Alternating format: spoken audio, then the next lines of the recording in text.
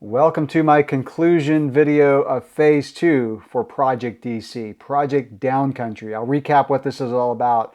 It's simply seeing if I can make a downcountry bike, which is a transition spur, be as fast as a cross-country bike just by swapping the wheels. In other words, taking advantage of the versatility of a downcountry bike because they are super versatile and they're super fun to ride. So I'm going to recap where we're at so far with this, and that is I started 4 months ago doing blocks of time trials on a downcountry bike, transition spur, and a cross-country race bike, starting with a cross-country bike.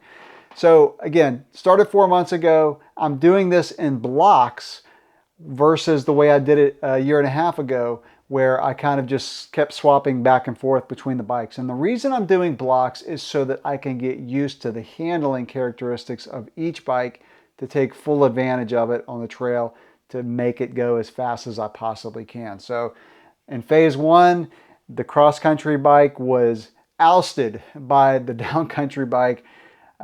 Not by a ton, but the downcountry bike was faster. But as I said in that phase, I think there was some fitness gain going into the block that I did on the downcountry bike, because the next phase, Phase 2, which is what we'll talk about here, I already did part 1 of Phase 2, but in part 1, the cross-country bike beat the downcountry bike by, again, not a lot, but it definitely beat it. Put in some really fast times on the cross-country bike. Now we're moving into the second part of Phase 2, where I did my blocks on the transition spur. So I'm going to talk about the times, and then more importantly, I'm going to give my conclusion of all this, because I feel like I'm able to do that after the 4 months of testing. So I'm going to show the times. We'll talk about them. I'm going to hide week 3, because week 3 is where I think it all kind of came together. Okay, so I'm showing here Phase 2. You can see that I put in some really good times on the RKT9 if you compare them to the transition spur at the end of Phase 1. So again, the RKT9 definitely beat the transition spur on just about everyone, except for this last one. I'm kind of throwing this one out on March 3rd because I was really tired. I probably did one too many time trials during that 3 weeks. I think that doing one per week and then have 1 week where I do 2 is about right, because like I said, I got pretty tired.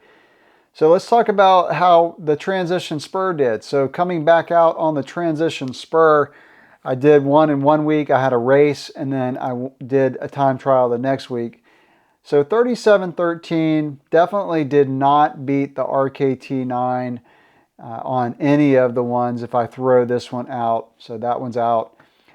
But I did a time trial the following week after a race weekend, and I had a really strong time. Again, it wasn't my fastest, but it was close to my fastest. In fact, I think my fastest in all of this was a 36:41 on the cross-country bike.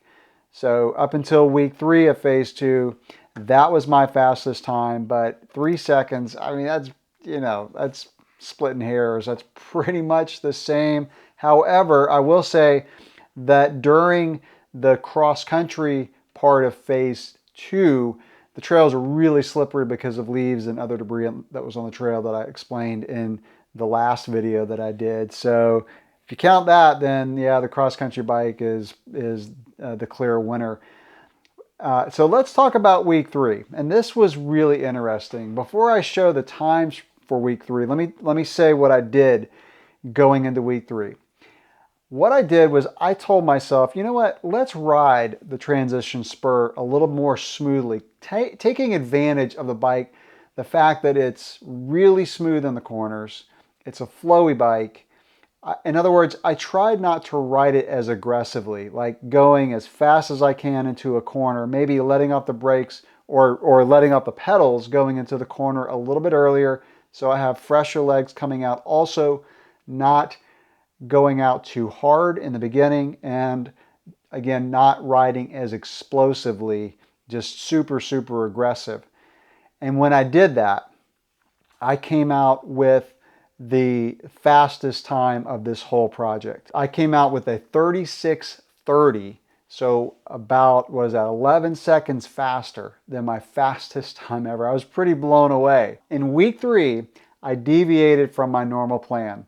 I wanted to do a time trial on the cross-country bike because my fitness was pretty good that week. I was sleeping well. The trail was really in good shape. The trail was really buff because of the race that I mentioned was out here at San Velasco. And when we have races, it really just smooths everything out, and the trail was in really good shape. We didn't race the whole trail that I'm doing this time trial on, but a decent section of it. And so I wanted to do another time trial on the cross-country bike. When I did it on the cross-country bike, I had the same plan. In other words, I was going to take what I learned by riding the transition spur and not try to go out too hard, not try to be super aggressive, saving my legs and using my legs for coming out of the corners versus pedaling to the last split second going into a corner. And when I did that, coming back out on the cross-country bike, I had a 36:19. So that is 11 seconds faster than the transition spur. And that was pretty mind-blowing to me. So I actually learned a lot about just kind of how I ride and the best way to ride. Now, again, there is some fitness gain as I do this over and over again and I rest properly. Let me kind of wrap this up and say that if you don't race and you want a versatile bike, it is very hard to beat a downcountry bike. You know, we're splitting hairs with the time. So this course is 8.5 miles. I'm 11 seconds faster on one bike versus another. Now this course is probably about a third the length of a cross-country course, a race course, and about, you know, I don't know, a fifth, a sixth, a seventh of a marathon race course. Marathon races can be 30 to 60 miles. So, you know, obviously I do more of the shorter marathon, like the 30. I don't do like the really long marathon. I just don't have enough time to train for stuff like that. But I like the shorter stuff and I like pushing really hard for the shorter stuff. So my conclusion is on a normal cross-country race course, I feel like the cross-country bike is going to be about a minute faster, 45 seconds to a minute faster, because I feel like I'm working the transition spur, the downcountry bike, just a little bit harder to make it go as fast. Now, it is 1.5 pounds heavier, and I do realize that I could put some money into that bike and get a lighter fork, take out the dropper seat post, put some lighter components.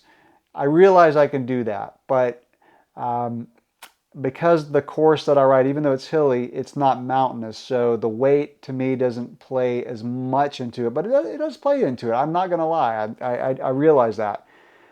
But I do feel like the cross-country bike is going to be a little bit faster. But as I said earlier, if you don't race, it doesn't really matter because these times are so close. I mean, you could be faster on one day, faster on the other, but for me personally, the consistency that I showed is that as my fitness got better, I was faster on the cross-country bike. So for me, I am probably going to still have a cross-country race bike and a transition spur. If something happened and I had to have one bike, it's not a big deal.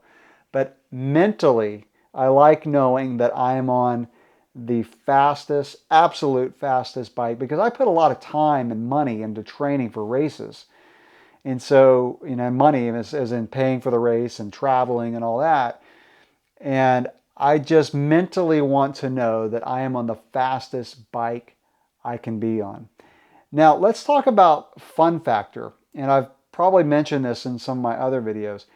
If I had to pick which bike was more fun on this course, it's honestly hard to pick a winner because there are days when I get on the transition spur, the downcountry bike, and I say to myself, man, this bike is the funnest bike because of how it flows. It's just confident in the corners and it just feels great. And then I'll hop on the cross-country bike and I'll say, wait, this is the funnest bike because of how nimble and agile and I can throw it around and accelerate so well. So It's really going to depend on what you want out of a bike and how much versatility do you need.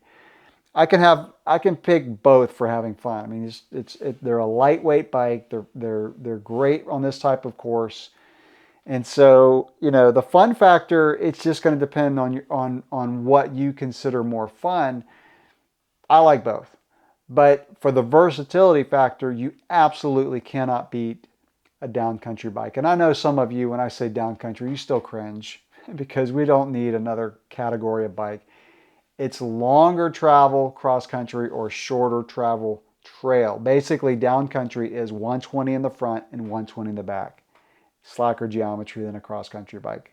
That's downcountry. As I mentioned earlier in this series, I am going to do a phase 3 of this. And phase 3 is where I'm going to be replacing my current 9er RKT9 with the newer model, which has more modern geometry. So maybe that bike will marry both of these. So still very light and fast, but a little bit slacker so I can have more confidence going into the corners. Maybe that's going to be even faster than all these. Now also, I just picked up a new demo of a bike brand that I've never heard of before, honestly, and definitely never ridden, but it's a pretty sweet bike, and I'm going to be reviewing that. I'll be revealing that coming up, but it is a cross-country race bike, and it looks like it could be sweet, so I'm going to be putting that in the mix of this. So now this is going to shift to, can a slacker cross-country bike be faster than the cross-country bike I've been using? So that will move into phase 3. I probably won't start that right away because I won't have the new 9er RKT9 RDO, so that's coming up, but this is still going on, and I'm sure I'll do some more time trials on the transition spur. I may even select a different course. I may find a course that's going to be a little bit shorter, but it's going to have steeper climbs and rougher descents.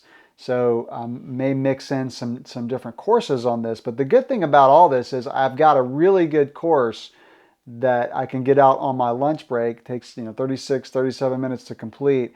And I've got some really good data for bike testing in the future. So that's another positive thing that has come out of this. So hopefully, you've learned some things through this project. If you have, let me know in the comments. And if you've done similar types of comparisons, let us know what your conclusions are. Do you ride a downcountry bike? What do you think? How versatile is it for you? So yeah, let us know in the comments below. If you like this video, if you like the series, please give it a thumbs up. It does help out my channel. And with that, I'll wrap up this video and catch you in the next one. Thanks for watching.